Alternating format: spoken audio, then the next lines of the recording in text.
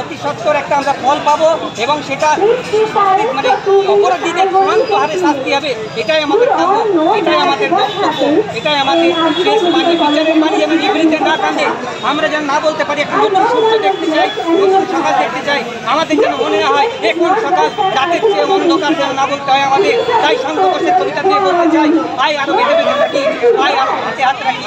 আমাদের শিশুদের সব সনাতন রয়েছে কাছে দূরে, অর্থাৎ আমাদের এখানে কোনো নারী, কোনো মহিলা, কোনো শিশু, কোনো জাতি, কোনো ধর্ম, কোনো মানে ব্যক্তি, কোনো সংগঠন কেউ বিচ্ছিন্ন নয়। আমরা ভারতবর্ষ, পশ্চিমবাংলা, ইভেন ভারতবর্ষের বাইরে এই যে সংগঠিত বা একাত্রিত মনোভাব ঐক্যবদ্ধভাবে আমাদের যে সংগঠিত হওয়ার প্রয়াস দেখছি, এটা ইতিবাচক ফল। এবং ইতিবাচক ফলে আমরা শুধু নয়, আমাদের ভবিষ্যৎ প্রজন্ম যাতে আমাদের ভবিষ্যৎ প্রজন্ম যাতে দেখে যেতে পারে। দর্শন নামক শব্দটা যেন ডিকশনারি থেকে উঠে যায়, দর্শন নামক দর্শকরা যেন সারা জীবনের ঘটনা, এই বলে আমার শুনছেন আপনারা। কোন স্কুল কলেজ থেকে পড়ুয়ারা এসেছিলেন আজকে? মূলত আমাদের আজকের যে মিছিল ছিল, একটাই দাবি ছিল যে আরজি করের যে হত্যা, নারকীয় হত্যা, সেই হত্যার বিচার দিতে হবে। সেই বিচার চাইতে এই এলাকা, আমাদের এই নলাটি 2 নম্বর ব্লকের সমস্ত স্কুল এবং যারা কলেজ পড়ুয়া, তারা প্রত্যেকেই কম বেশি আমাদের আজকের এই মিছিলে এসছে। এবং এই মিছিল একটা ঐতিহাসিক মিছিলে রূপান্তরিত হয়েছে।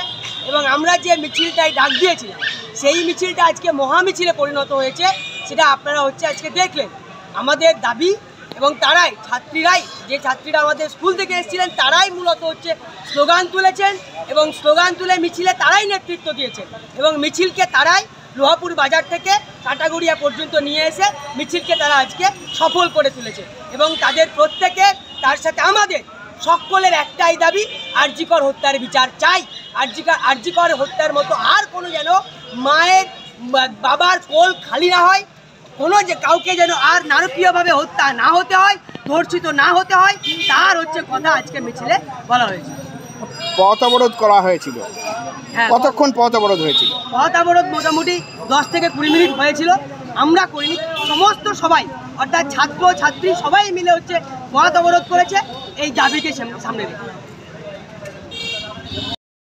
নিজের রোজগারটা করতে হবে, নিজের প্রতিষ্ঠানটাকে তৈরি করতে হবে।